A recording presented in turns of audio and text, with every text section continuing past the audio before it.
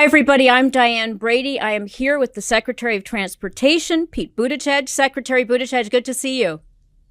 Good to see you. Thanks for having me. So let's start with this proposed rule that requires airlines to compensate passengers. Let me ask, why now? Why is this the right time to introduce it? Well, I think interest in this has been building up for a long time, and this builds on a lot of the work that we have been doing from day one in this administration. As we see more and more demand, passengers returning to the skies, on one hand, we see a great thing, which is an airline sector that has rebounded beyond our greatest hopes just 2 years after a phase where it was taking a lot of work just to keep the airline sector in business. That's all good. Yeah. But the other side of it is that there's been a ton of frustration among passengers about the way airlines have treated them and about performance. Now, so far this year, we've seen improvement. Matter of fact, cancellation rates have been below 2% every month this year, which is something that hasn't happened in a while. But we know that there have been so many frustrations that we have to keep the pressure up.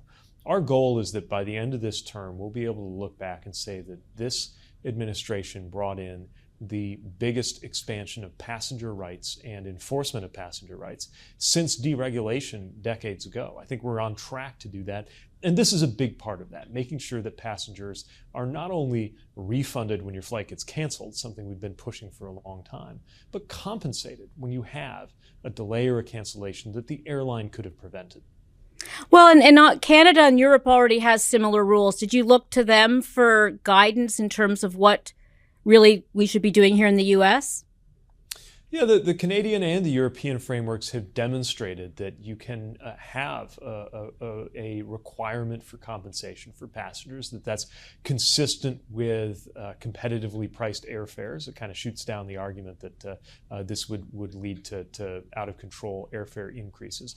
And it's pointed to some of the benefits and some of the challenges in enforcing it. So we're certainly going to learn from the experience in Canada and in Europe. I imagine what we come up with will be a distinctly American approach that might be different in its details here in the U.S., but certainly benefiting from the experiences that other passengers in other countries have had, and frankly, the support that they've had that we think U.S. passengers ought to have too. Just give us a sense of do you feel like we've fully played out now the impact of the pandemic, and now everybody should just be acting like this is the new baseline? Look, the reality is that the shockwaves from the pandemic are going to keep coming for years, even if we've said goodbye to the periods where everybody's under mask mandates and travel was depressed. That's obviously behind us. But whether we're talking about how office work is structured or commuting patterns, or what it's like in the skies, it's clear that there's still a lot going on that's adapting to that and adjusting to that. Even us as a department, the FAA, is still adjusting for the effect that the pandemic had on our training pipelines, because it can take a long time to get somebody through training that has to be in person to be qualified as an air traffic controller. So we recognize all of that. But something else has happened, which is you got an airline sector that's recovered in terms of demand. And by the way, recovered with a lot of taxpayer help, about $50 billion to make sure they didn't go out of business a couple years ago. The American taxpayer gave the airlines that leg up to stay in business. Now, as they move forward and earn profits through service, that service needs to live up to the billing of the tickets that they sell. And that means everything from adequate customer service when there's a problem to adequate work to prevent those problems from coming up in the first place. We get that there will always be a non-zero level of cancellations and delays, largely because of the weather. But we also see that there are lots of factors that the airlines could control and do control that they still need to step up on. We press them, especially after about a year ago, early summer, we saw terrible cancellations, even on blue sky weather days where weather wasn't explaining what happened. We saw an even worse situation last December when historic weather conditions coincided with an unprepared airline, and so many Southwest passengers, about 2 million, got stranded or stuck. We're now entering a stage where the airlines, I believe, have the tools to provide truly first-rate customer service and on-time performance, and we're going to use our tools to hold them accountable to it. One of the discussions, of course, right now is on the debt ceiling, Secretary Buttigieg. And I was intrigued to see, one of the proposals about, repealing, clean energy tax credits and such. But tell me how this debate is impacting or could impact your ability to, fulfill the duties essentially of, the Transportation Department. Well, the simple reality is if the House Republican budget framework passed, there would be severe impacts for airline passengers. And there's a couple of reasons for that. One, it would cut TSA resources, and that would mean longer lines in security at airports. That's a Homeland Security issue, but certainly one I'm raising because it affects transportation. And then here at the DOT, it would stop us in our tracks on some very important work that we're doing, both to grow our workforce of air traffic controllers and to modernize systems like the notice to air mission system that when it went out just for 90 minutes on one day in January, it wreaked havoc on our system. And so we need to be doing more and not less with air traffic controllers and with the computers that are behind them. And yet this budget proposal would slash that. Matter of fact, every FAA employee would have to be furloughed for a number of days. It would halt our modernization efforts. Hundreds of air traffic controller towers would actually close if you just do the simple math on their proposal. So there is a lot at stake for aviation and for airline passengers in those proposed budget cuts. And I think it's important to get that out there because sometimes certainly House Republicans have, I think, played off an impression that anything besides defense is trivial or at least is expendable, that they keep saying, okay, they're going to leave defense alone, but any kind of discretionary spending they're going to cut. Well, non-defense discretionary spending includes things like the FAA. If you cut it, especially if you cut it at the levels that we would face, which is about 22%, there's no way you can absorb that cut without it having direct effects on things like cancellations and delays for airline passengers and time spent waiting in security. And it's telling to me that even though I've been talking about that everywhere I go, and even though House Republicans voted for a budget framework that would do this, they haven't really debated us. They haven't come back and said, well, here's why those cuts are worth it, or here's why those cuts are justified. They also haven't shown that this would not be the effect, which I think demonstrates that their position is not one that actually makes sense. Because they don't even want to defend it. Do you feel like you have the momentum? One of the things that I think has been of great interest is the infrastructure to basically support electric vehicles and such. I know you've spoken a lot about that. How much momentum do you feel? Can you give us some sense of where we are on that, Secretary Buttigieg? We do have the momentum, but we do not yet have the infrastructure. That's why we're building it. Look, you cannot run tomorrow's cars on yesterday's grid. This is clear. Plus, we need to be doing a lot of work and are doing a lot of work, much of it led by Secretary Granholm in the Department of Energy, to make sure that we're shoring up our capacity for critical minerals and battery components. The part of the momentum that is most exciting to me is the jobs that are being created here. I grew up in South Bend, Indiana, in the shadow of an empty Studebaker factory that towered over our downtown, 800,000 square feet, and it used to employ so many people in our community before it went out of business in the 60s. And when I was growing up in the 80s and 90s, we were still dealing with the effect of that.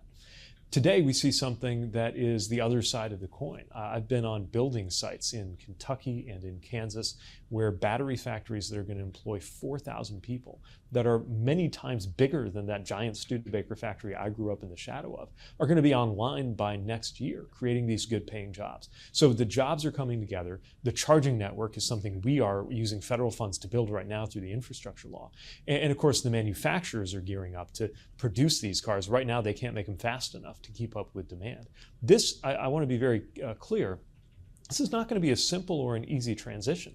We've run our cars one way for the last 100 years or so. Now the industry and the sector is moving in another direction.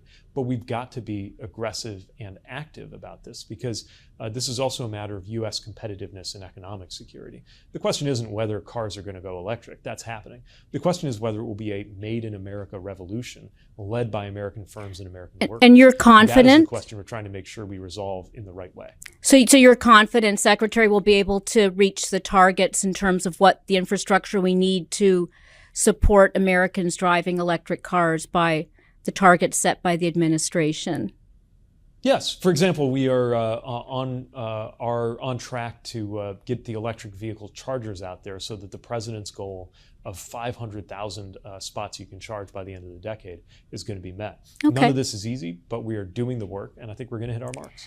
And let me ask about next week, Secretary Buttigieg, you are meeting with the transportation ministers of the 21 APEC, Asia-Pacific Economic Cooperation countries in Detroit. What's on your agenda for that?